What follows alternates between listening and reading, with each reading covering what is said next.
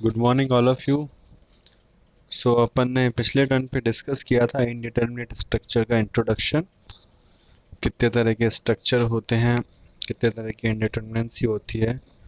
तो आज अपन डिस्कस करेंगे कुछ न्यूमेरिकल्स और एक्सटर्नल इनडिटर्मिनेट स्ट्रक्चर और इंटरनल इनडिटर्मिनेट स्ट्रक्चर्स के बारे में। तो एक्सटर्नली इनडिटर्मिनेट स्ट्रक्चर्स क्या होते हैं? A structure is usually externally indeterminate or redundant if the reaction at the support cannot be determined by using three equation of equilibrium। तो जो पहले भी डिस्कस किया था कि जिसकी जो स्ट्रक्चर की रिएक्शंस नहीं निकल पाती हैं थ्री इक्वेशन से, वो अपने कहलाते हैं externally indeterminate structure. In case of beam subjected to vertical loads only, two reaction can be determined by condition of equilibrium। अगर किसी बीम पे दो लोड लग रहे हैं तो दो रिएक्शंस अपन इजीली निकाल सकते हैं। If number of reaction component are more than the condition of equation, the structure is statically indeterminate externally. अगर जो नंबर ऑफ रिएक्शंस कंपोनेंट है कंडीशन ऑफ इक्वेशन से, मतलब जनरली जो तीन होती हैं उससे ज़्यादा हो जाए, तो स्ट्रक्चर जो है स्टैटिकली इंडिटरमिनेट कहलाएगा। तो डिग्री ऑफ एक्सटर्नल रिडंडेंसी होती है E equal to R minus R. Capital R तो हो गया जो नंबर ऑफ अननोन रिएक्शंस हैं, और स्मॉल आर आपका हो गया condition of equation of equilibrium available. तो ये कुछ है reactions and condition of equilibrium. तो रिएक्शंस जो हैं कैपिटल आर, वो डिपेंड करेगा कि सपोर्ट कैसा है आपका। तो रोलर के लिए जो अननोन रिएक्शंस होती हैं वो होती हैं एक, हिंज के लिए आपकी होती हैं दो, और फिक्स के लिए आपके अननोन रिएक्शंस होती हैं तीन। और जनरल कंडीशन ऑफ इक्वेशन जो होती है वो आपकी होती है sigma V equal to zero, sigma H equal to zero, sigma M equal zero, मतलब तीन। अगर आपकी बीम में बीच में पिन है तो एक इक्वेशन एक्स्ट्रा ऐड होगी, अगर लिंक है तो दो इक्वेशन एक्स्ट्रा ऐड होगी। तो आगे अपन चलते हैं। ये देखिए आप, पहला जो स्ट्रक्चर है इसमें आपका एक सपोर्ट रोलर है, एक हिंज है। तो उसके लिए इसने एक्सटर्नल इंडिटर्मिनेंसी निकाली है E equal to R minus R. तो हिंज के लिए आपके अननोन कितने हैं? दो। रोलर के लिए एक। तो तीन अननोन्स हो गए, और इक्वेशन अवेलेबल तीन, थ्री माइनस थ्री ज़ीरो। तो अगर ज़ीरो आती है तो इसका मतलब है ये डिटर्मिनेट स्ट्रक्चर है, इसको बिना किसी एक्स्ट्रा इक्वेशन के अपन सॉल्व कर सकते हैं। सेकंड स्ट्रक्चर देखिए, इसका एक सिरा फिक्स्ड है और एक दो रोलर्स लगे हुए हैं इस पे, यहाँ पे और यहाँ पे। तो ये आपका हो गया टोटल रिएक्शन, आपकी हो गई फॉर फिक्स के लिए तीन, और रोलर के लिए एक प्लस एक दो, तो पाँच हो गई। और इक्वेशन अवेलेबल तीन, पाँच माइनस दो दो। तो इसकी एक्सटर्नल इंडिटरमिनेंसी हो गई आपकी दो।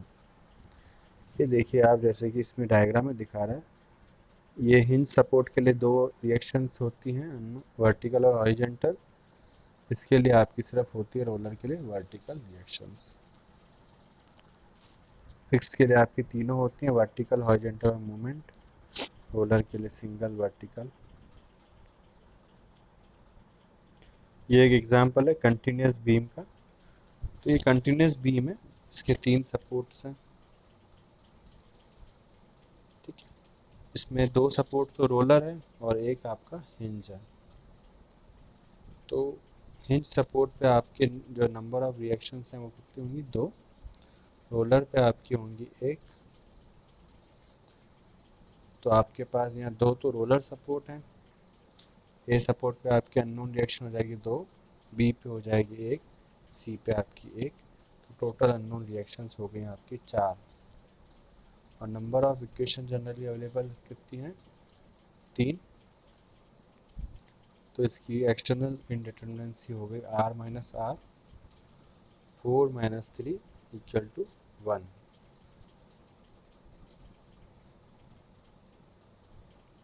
ये कुछ डायग्राम्स हैं, simply supported beam, cantilever beam, propped cantilever और कंटिन्यूस बीम। तो ये डायग्राम में आपको दिखा रहा है कि इसको आपको सॉल्व करना है कि कितनी इसकी इंडिटरमिनेंसी होगी। पहले डायग्राम की बात करते हैं तो यहाँ पे दो अननोन्स हैं, यहाँ पे एक अननोन्स है, एक हिंज सपोर्ट है, एक रोलर है। तो हिंज के लिए दो अननोन होते हैं, रोलर के लिए एक होता है। तो इसकी इंडिटरमिनेंसी कितनी हो जाएगी? Total number of unknown reactions 1 2 3 और इक्वेशन अवेलेबल 3, तो ज़ीरो ज़ीरो हो गई।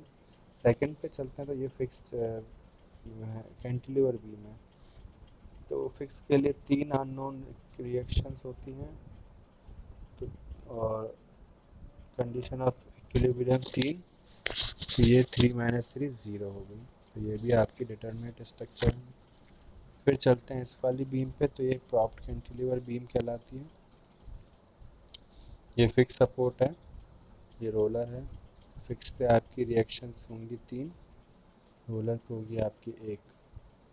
तो टोटल नंबर ऑफ अननोन हो गए आपके 3 प्लस 1 4 और इक्वेशन अवेलेबल 3, तो 4 माइनस 3 ये हो गया 1। ये आपका स्टैटिकली इंडिटरमिनेट स्ट्रक्चर है। उसकी जो एक्सटर्नल इंडिटरमिनेंसी है वो कितनी है? 1। उसके बाद थर्ड डायग्राम है आपकी कंटिन्यूस बीम। ये हिंज सपोर्ट है, ये रोलर है, ये भी रोलर है।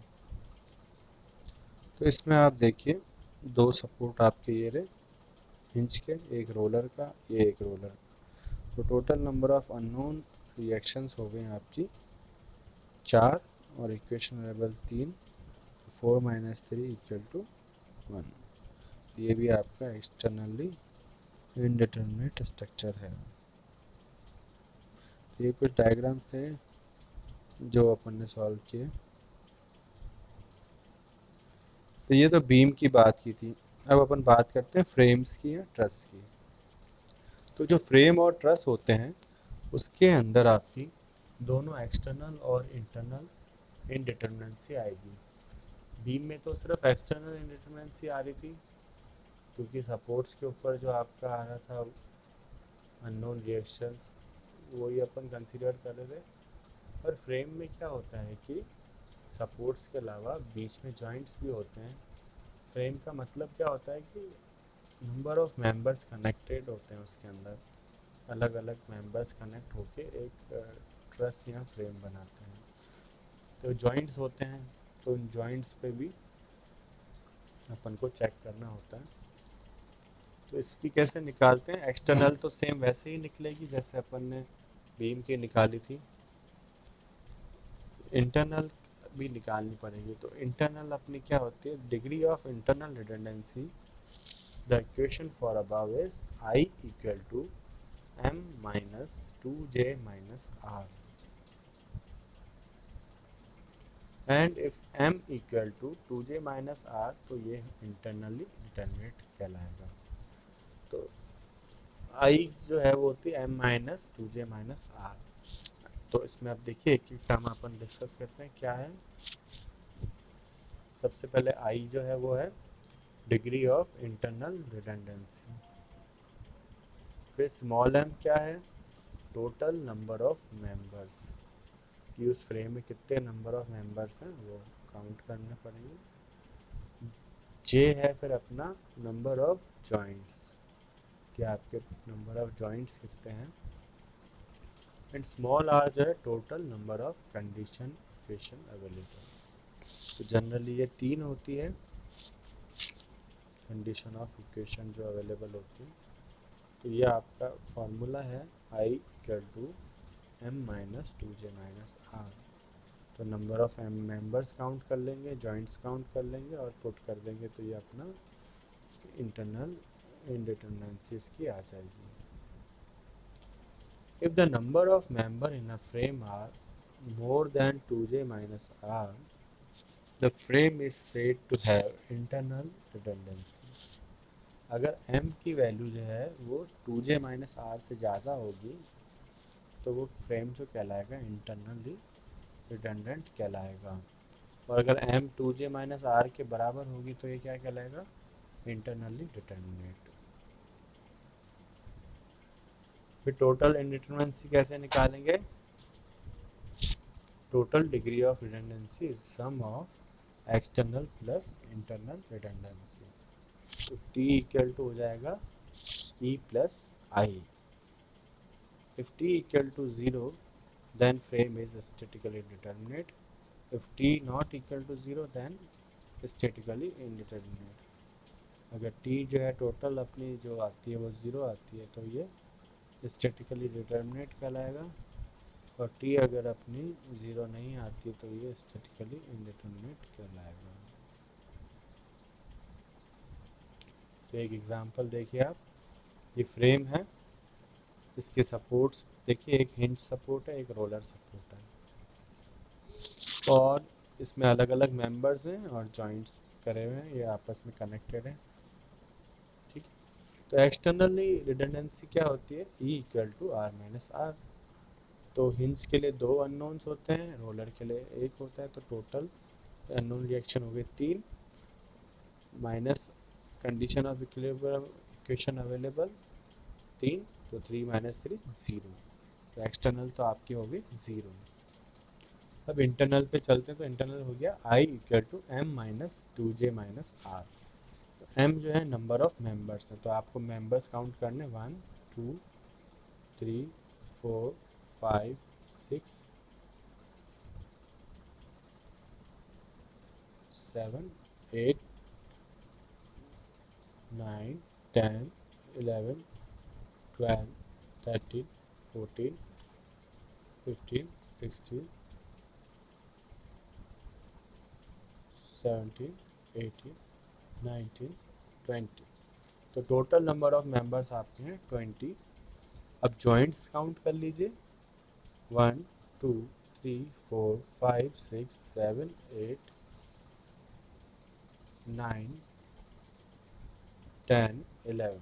टोटल आपके नंबर ऑफ जॉइंट्स हो गए 11।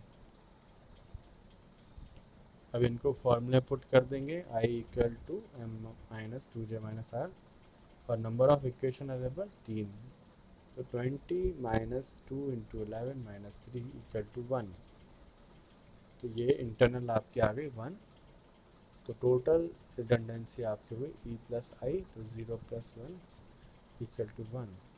सो it's degree of redundancy is 1।